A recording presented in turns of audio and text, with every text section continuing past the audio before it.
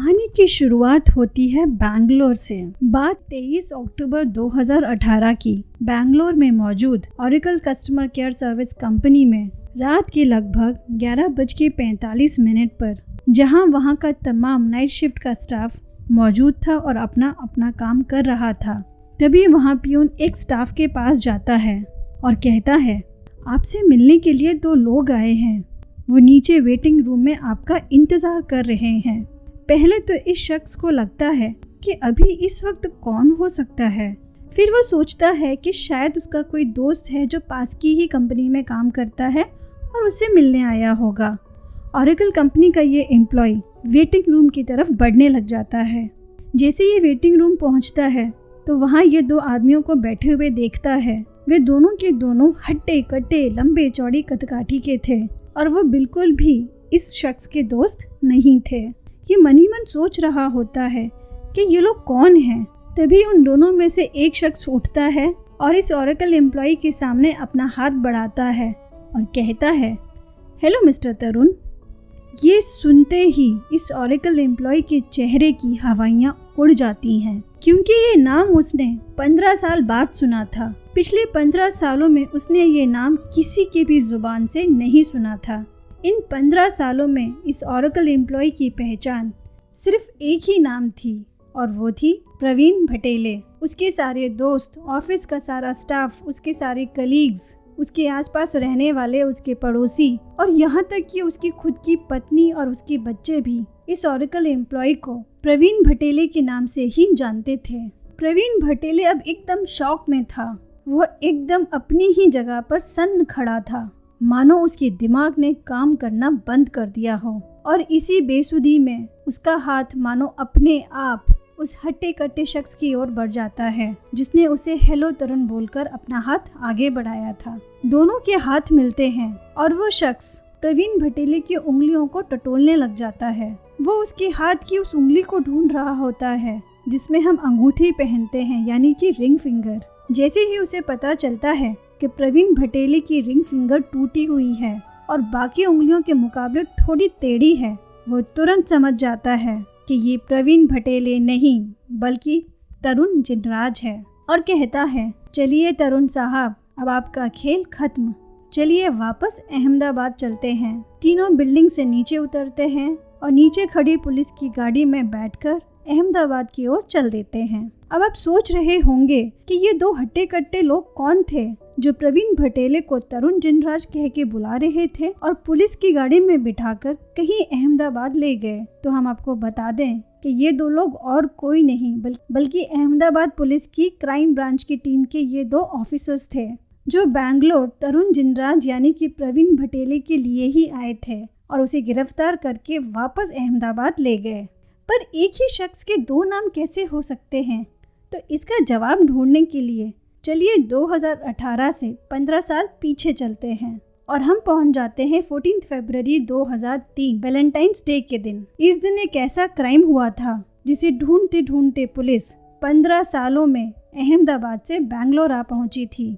चलिए जान लेते हैं क्या था वो माजरा। 15 साल पहले 2003 में अहमदाबाद में कपल रहता था। पति का नाम तरुण जिनराज था और उनकी पत्नी का नाम सजनी था। इन दोनों की शादी सिर्फ 3 महीने पहले ही दिसंबर 2002 में हुई थी। सजनी अहमदाबाद के एक बैंक में एग्जीक्यूटिव ऑफिसर थी और तरुण वही एक स्कूल में फिजिकल ट्रेनर यानी पीटी टीचर था। स्कूल के बच्चों को वॉलीबॉल सिखाने वाला वॉलीबॉल कोच था। ये दोनों बेसिकली केरला के रहने वाले थे, लेकिन कुछ साल पहले ही सजनी का परिवार नौकरी की तलाश में केरला से अहमदाबाद शिफ्ट हो जाता है। वहाँ तरुण का परिवार भी कुछ साल पहले केरला से मध्य प्रदेश शिफ्ट हो जाता है और वही मध्य प्रदेश में तरुण के पिता एक स्कूल में पीटी टीचर थे। तरुण के भाई को अहमदाबाद में नौकरी मिल जाती है तो तरुण भी अहमदाबाद शिफ्ट हो जाता है और उसे एक स्कूल में पीटी टीचर की पोस्ट मिल जाती है जहाँ वो बच्चों को वॉलीबॉल सिखाया करता था। दोनों के ही रिश्तेदार केरला में रहते थे तो रिश्तेदारों के जरिए तरुण और सजनी के रिश्ते की बात चलती है और आगे चल के दिसंबर 2002 में दोनों की शादी हो जाती है। शादी के कुछ समय तक तो सब कुछ ठीक ठाक चलता है। तरुण अक्सर घर से बाहर ही रहता था क्योंकि वो मैच के सिलसिले में बच्चों के साथ बाहर जाता था। जब भी वो मैच के सिलसिले में बाहर जाता था तो वो सजनी को कहता था कि मेरी गैर मौजूदगी में तुम कभी भी यहाँ अकेले मत रहना, ये जगह इतनी सेफ नहीं है, तुम अपने मम्मी पापा के पास चली जाना, जो कि वहीं अहमदाबाद में ही रहते थे। सजनी अपने माता पिता के घर 5 फरवरी को ऐसे ही उनसे कैजुअली मिलने जाती है। जब वो अपने घर के लिए निकल रही होती है तो वो अपने पिता से कहती है कि मुझे थोड़े से पैसे दे दीजिए, मुझे गाड़ी में पेट्रोल भराना है। पिता को ये सुनकर थोड़ा सा अजीब लगता है कि इसके पास इतने भी पैसे नहीं है कि वो गाड़ी में पेट्रोल भरा ले। तो उनके मुंह से निकलता है कि बेटा सब ठीक है, दामाद जी तुम्हारा ख्याल तो रखते हैं। सजनी थोड़ी देर तक चुप रहती है और उसके बाद तुरंत कहती है कि नहीं सब ठीक ठाक है, कोई प्रॉब्लम नहीं है, सब ठीक है। और ये कहने के बाद वो अपने घर वापस लौट आती है। अब दिन आता है 14 फरवरी 2003। शाम के लगभग 7:30 बजे होते हैं। सजनी अपनी बड़ी बहन से फोन पर बात कर रही होती है। ये बात बिल्कुल नॉर्मल होती है। दोनों एक दूसरे से बिल्कुल नॉर्मल तरीके से बात कर रहे होते हैं। दोनों एक दूसरे का हाल पूछते हैं और लगभग 10 से 15 मिनट की बात के बाद दोनों फोन रख देते हैं। इसके लगभग 2 घंटे के बाद अचानक तरुण का फोन सजनी के घर आता है और वो एकदम हैरतअंगेज और परेशान आवाज में कहता है कि आप लोग तुरंत हॉस्पिटल आ जाइए, सजनी की तबीयत बहुत खराब है। सजनी के घर वाले ये सुनकर एकदम परेशान बदहवास दौड़े दौड़े हॉस्पिटल पहुंचते हैं तो उन्हें पता चलता है कि सजनी की मौत हो गई है। तरुण वहां बदहवास और जोर जोर से रो रहा होता है। इतने में वहां पुलिस पहुंच जाती है और पूरी जांच पड़ताल करती है तो उन्हें पता चलता है कि सजनी का कत्ल उसी के दुपट्टे से गला घोंटकर किया गया है। पुलिस घर की तलाशी लेती है, घर की जांच करती है तो पुलिस का घर पूरा बिखरा हुआ दिखता है। उन्हें पता चलता है कि घर से गहने गायब हैं, कैश गायब है। तो पहली नज़र में पुलिस को ये केस लूटपाट का लगता है। पुलिस तुरंत FIR दर्ज करती है और लाश को पोस्टमार्टम के लिए भेज देती है और अपनी जांच पड़ताल शुरू कर देती है। यहाँ तरुण की रो रो के हालत बहुत ज़्यादा ख़राब थी। उसका रो रो के बुरा हाल हो रहा था। पोस्टमार्टम के बाद पुलिस सजनी की बॉडी को उसके घर वालों को सौंप देती है। अब अंतिम संस्कार करने का टाइम आ जाता है, लेकिन तरुण की हालत इतनी ज़्यादा ख़राब हो गई थी कि वह अपनी पत्नी की चिता को अग्नि भी नहीं दे पा रहा था। तो हालात को ध्यान में रखते हुए तरुण के बड़े भाई ने उसकी पत्नी को मुखाग्नि दी। इसके कुछ समय के बाद तरुण की तबीयत बहुत ज़्यादा ख़राब हो जाती है और 15 फरवरी को उसे हॉस्पिटल में भर्ती करना पड़ता है। यहाँ पुलिस की जांच पड़ताल ज़ोरों शोरों से शुरू हो जाती है, लेकिन 16 फरवरी के शाम आने तक तरुण के बड़े भाई का फ़ोन पुलिस को आता है और कहता है कि तरुण हॉस्पिटल में कहीं नहीं है, वो गायब हो गया है। पुलिस को पहले से ही तरुण के ऊपर थोड़ा बहुत शक था, क्योंकि वो बार बार अपने बयान बदल रहा था, लेकिन क्योंकि उसकी हालत बहुत ज़्यादा ख़राब थी इसलिए पुलिस उससे अच्छे से पूछताछ नहीं कर पाई थी। अब ये पुलिस के ऊपर बहुत बड़ा सवाल खड़ा होता है। ये जानते हुए भी कि पुलिस को तरुण के ऊपर शक था तो उसके ऊपर नज़र क्यों नहीं रखी गई, क्यों नहीं उसकी हर गतिविधि पर ध्यान दिया गया। अगर शायद उसके ऊपर सही तरीके से नज़र रखी होती तो इस तरीके से वो गायब नहीं होता। अब हर जगह तरुण की तलाश शुरू हो जाती है पर उसका कोई पता नहीं चलता। तरुण के घर वालों से भी सख्ती से पूछताछ की जाती है। उन्हें कुछ दिनों तक जेल में भी रखा जाता है, लेकिन तरुण के बारे में कुछ भी पता नहीं चलता और थक हार के पुलिस उन्हें छोड़ देती है। अब केस की जांच ऐसे ही धीरे धीरे चलती रहती है। समय बीतता रहता है पर पुलिस के हाथ कुछ नहीं लगता। अब साल आ जाता है 2006। उस समय श्री नरेंद्र मोदी जी गुजरात के चीफ मिनिस्टर थे। सजनी के माता पिता उनसे न्याय की गुहार लगाते हैं। तभी CM ऑफिस से अहमदाबाद पुलिस को एक फ़ोन आता है और कहा जाता है कि इस केस को प्राथमिकता दी जाए और जल्दी से जल्दी इस केस को सॉल्व किया जाए। अब पुलिस के ऊपर फिर से बहुत ज़्यादा प्रेशर बढ़ जाता है। अब अहमदाबाद पुलिस एक स्पेशल टीम बनाती है जो इस केस की फिर से जांच में लग जाती है। जांच में पुलिस को पता चलता है कि तरुण सजनी को काफ़ी ज़्यादा परेशान करता था और उसका एक लड़की के साथ अवैध संबंध भी था, अफेयर था। तरुण सजनी को मारकर अपनी इसी गर्लफ्रेंड से शादी करना चाहता था। पुलिस जांच करते करते उस लड़की तक पहुंच जाती है तो वो लड़की बताती है कि 16 फरवरी को तरुण हॉस्पिटल से सीधा मेरे पास आया था और उसने मुझसे कहा था कि चलो मेरे साथ हम शादी कर लेते हैं। लेकिन तब तक सजनी की मौत की खबर हर जगह फैल चुकी थी और मुझे भी इस खबर के बारे में पता चल चुका था। तो मैंने उससे साफ साफ मना कर दिया कि मुझे किसी कातिल से शादी नहीं करनी, तुम यहाँ से चले जाओ। और तरुण गुस्से में वहाँ से चला गया। उसके बाद अब वो कहाँ है, कैसा है, मुझे कुछ भी पता नहीं है। पुलिस इस लड़की के बयान की पूरी जांच करती है तो पता चलता है कि ये लड़की एकदम सही कह रही है। अब पुलिस के सामने खून का मोटिव सामने आ चुका था। पुलिस ने अपनी जांच को जारी रखा। उसने तरुण के सभी घर वालों के फ़ोन को सर्विलांस पे डाल दिया, सभी के पीछे अपने मुखबिर लगा दिए और छोटी से छोटी खबर पर भी पूरा ध्यान रखा, लेकिन पुलिस के हाथ कुछ नहीं आया। ऐसे ही धीरे धीरे समय बीतता चला और अब आ गया था साल 2009, जहां पता चलता है कि तरुण के पिता की मौत हार्ट अटैक से हो गई है। जब पुलिस इस बात की तह तक गई तो पुलिस को पता चला कि कुछ दिन पहले ही तरुण के माता पिता केरला गए थे और उनकी वहां तरुण से मुलाकात हुई थी। तरुण के माता पिता ने तरुण को पूरे 6 साल के बाद देखा था। उसे देखकर उनकी हालत बहुत खराब हो जाती है।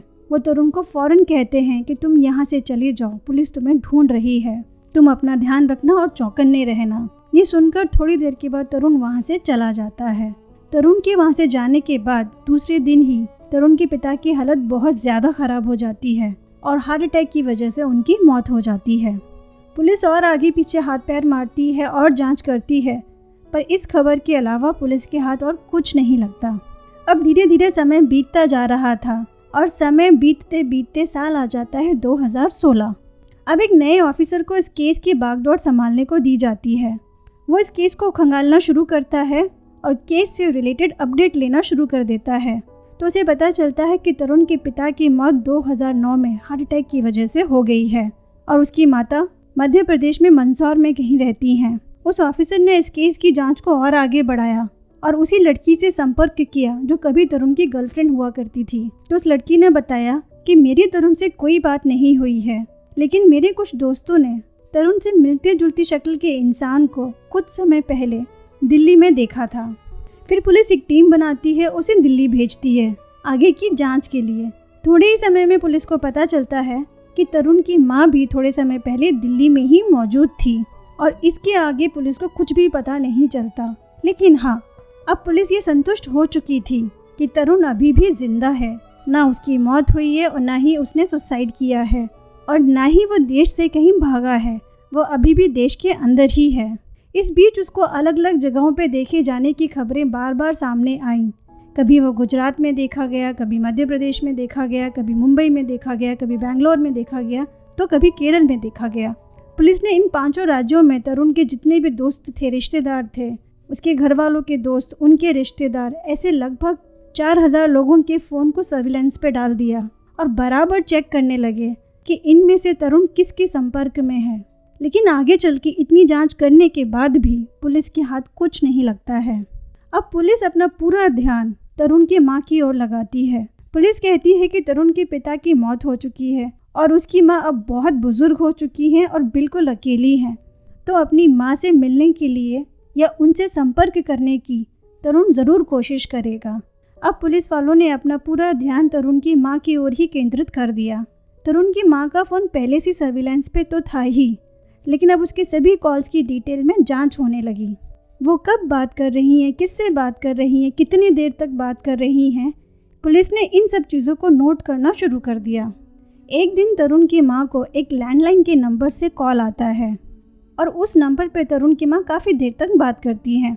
जैसा कि तरुण की माँ का हर कॉल ट्रेस किया जाता था, इस कॉल को भी पुलिस ने ट्रेस किया तो पता चला कि ये बैंगलोर का लैंडलाइन नंबर है और ये नंबर बैंगलोर की ओरेकल कस्टमर केयर कंपनी का है।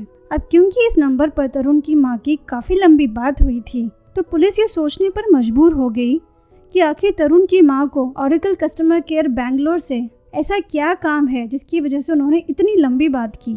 फिर क्या था, फ़ौरन अहमदाबाद क्राइम ब्रांच एकदम एक्टिव हो गई।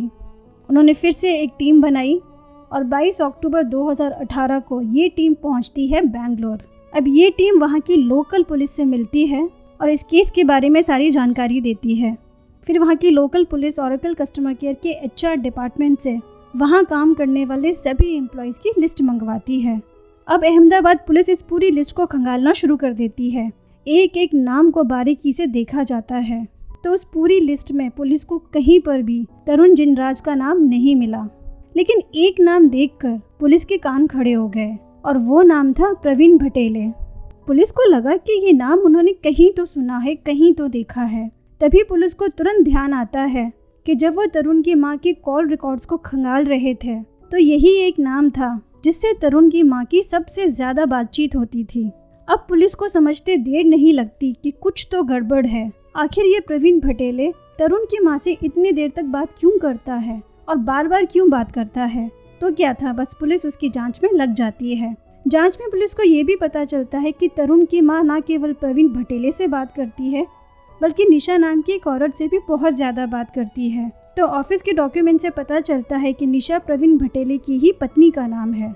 अब पुलिस और भी ज़्यादा आश्चर्य में पड़ जाती है कि ये दोनों पति पत्नी आखिर तरुण की माँ से इतना बात क्यों करते हैं। अब पुलिस इस बात को कंफर्म करना चाहती थी कि कहीं प्रवीण भटेले ही तरुण जिनराज तो नहीं है।